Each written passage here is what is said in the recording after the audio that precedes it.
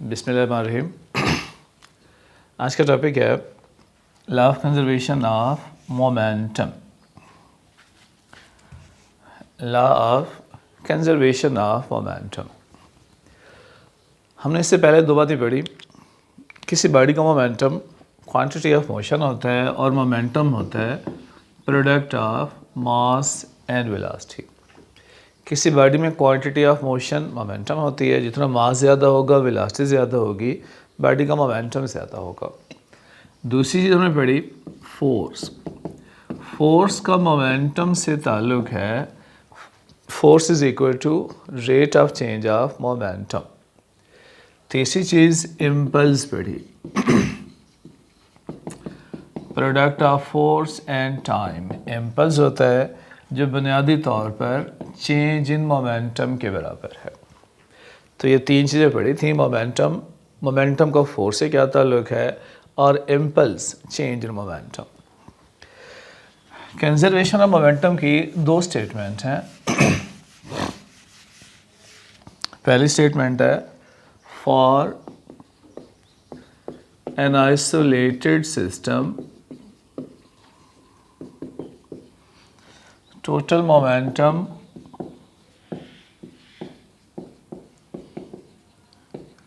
of the system remains constant। किसी भी isolated system के लिए टोटल मोमेंटम हमेशा कांस्टेंट रहता है। What is isolated system? Isolated system क्या होता है? ऐसा सिस्टम जिसमें मौजूद पार्टिकल आपस में तो इंटरेक्ट करें, आपस में फोर्स लगाएं, मगर उन पर कोई एक्सटर्नल फोर्स अमल ना करे। फॉर एग्ज़ाम्पल एक गैस है फिल्ड इन ए सिलेंडर।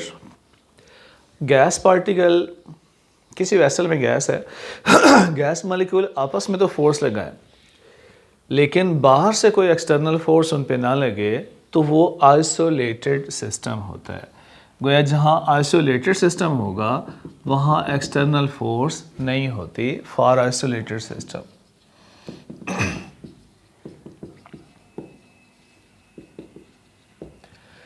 पहले इसको प्रूव कर लेते हैं कि for isolated system total momentum remain constant. हमने पढ़ा rate of change of momentum is equal to force. Rate of change of momentum force के बराबर होती है। For isolated system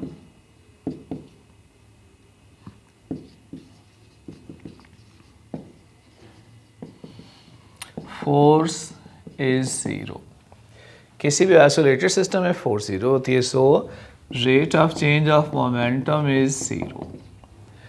rate of change of momentum zero मतलब time के लिहाज से मोमेंटम में चेंज नहीं हो रही। अगर मोमेंटम में चेंज नहीं हो रही तो मोमेंटम क्या होगा? कांस्टेंट। लिहाजा टोटल मोमेंटम कांस्टेंट है अगर कोई एक्सटर्नल फोर्स बॉडी पे अमल ना करे। So for an isolated system total momentum remain constant. इसकी एक और स्टेटमेंट है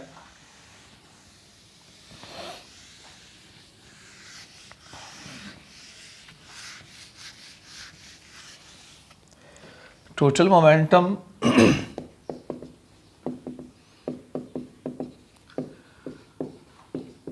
total initial momentum of the system before collision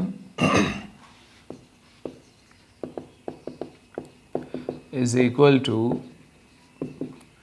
total final momentum of the system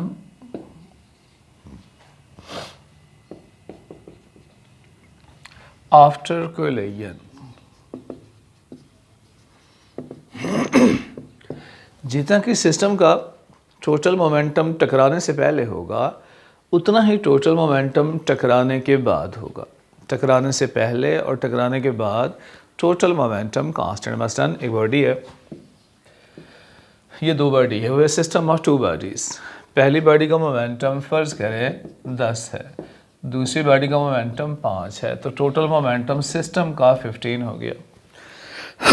first कहें दोनों बॉडीज़ का कोलिजन होता है, कोलिजन के बाद अगर पहली बॉडी का मोमेंटम 7 हो जाए तो दूसरी बॉडी का मोमेंटम 8 हो जाएगा। टोटल अब भी कितना रहना चाहिए? 15। तो जितना टोटल मोमेंटम कोलिजन से पहले उतना ही टोटल मोमेंटम कोलिजन के बाद होगा। इसको प्रूव करते हैं। Let we have system of two bodies having masses m1 and m2.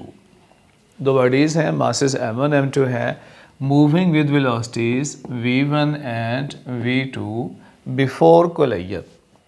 collision से पहले उनकी velocity v1 और v2 है, दोनों एक ही डायरेक्शन में जा रहे हैं। फ़र्ज़ करें पीछे वाली बॉडी की स्पीड ज़्यादा है, v1 की वैल्यू ज़्यादा है, ये जाकर आगे वाली बॉडी को टक्कर मारती है। दोनों बॉडीज़ में कोलिजन होता है। कोलिजन के बाद क्या होगा? दोनों की वेलोसिटी चेंज हो गई। पहली बॉडी की वेलोसिटी v1 डैश हो गई, दूसरी बॉडी की वेलोसिटी v2 डैश हो गई। v1 dash v2 dash are velocities after collision and v1 v2 are velocities before collision. दोनों में कोलिजन हुआ, दोनों अब भी एक ही डायरेक्शन में जा रही है। गोया this is collision in one dimension. ये एक डायमेंशन में एक ही एक्सिस में कोलिजन कहलाता है, इसे कोलिजन इन वन डायमेंशन कहते हैं। तो हम इसकी डायरेक्शन को एक्स के लॉन्ग कंसीडर कर रहे हैं। अब होगा क्या? कोलिजन क्या होता है? कोलिजन में दोनों बॉडीज़ एक दूसरे पे फोर्स लगाती हैं। कोलिजन ऐसा इवेंट होता है in which bodies exert forces in a very short time. Collision एक ऐसा वाक़या है, ऐसा इवेंट होता है जिसमें बॉडीज़ एक दूसरे पे फोर्स लगाती हैं। तो पहली बॉडी ने फोर्स लगाई दूसरी पर, दूसरी फोर्स लगाएगी पहली पर। पहली बॉडी की फोर्स किसके बराबर है? फोर्स का मोमेंटम से क्या रिलेशन था? Force is equal to rate of change of momentum delta P divided by T. पहली बॉडी की मोमेंटम में change divided by time rate of change of momentum, ये पहली बॉडी की लगाई गई फोर्स है। चेंज इन मोमेंटम, चेंज से क्या मुराद है? चेंज इन मोमेंटम, बॉडी का इनिशियल मोमेंटम है m1 v1 before collision, after collision m1 v1 dash. Change कैसे मालूम करते हैं? Final momentum minus initial, it is m1 v1 dash minus m1 v1 divided by t।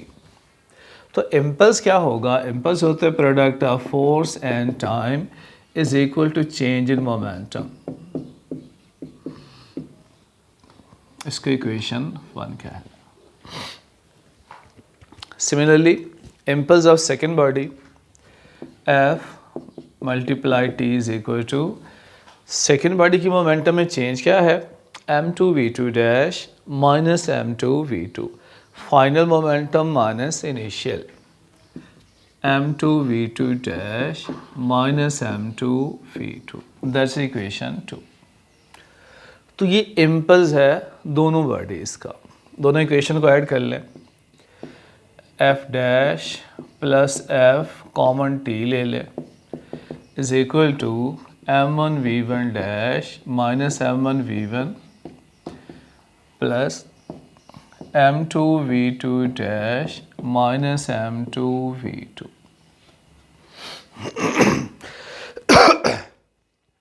ये जो f dash और f है, ये वो फोर्सेस हैं जो दोनों बॉडीज़ ने एक दूसरे पे लगाई।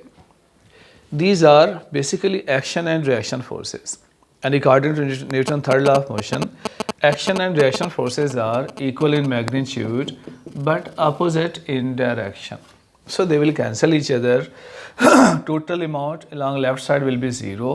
So 0 is m1 v1 dash minus m1 v1 plus m2 v2 dash minus m2 v2।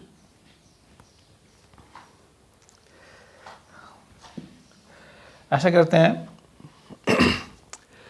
बगैर डैश वाले एक तरफ इकट्ठे कर लें और डैश वाले दूसरी तरफ, m1v1 plus m2v2 is equal to m1v1 dash plus m2v2 dash. गौर करें तो ये इक्वेशन क्या है, पहली बॉडी का मोमेंटम बिफोर कोलिजन, दूसरी बॉडी का momentum before collision, so it is total momentum before collision.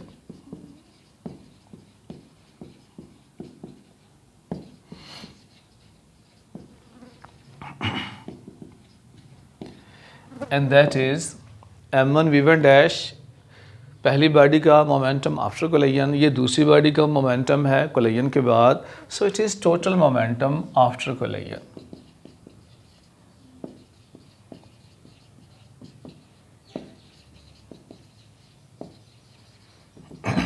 तो ये दूसरी स्टेटमेंट है कि total momentum of system before collision is equal to total momentum of system after collision.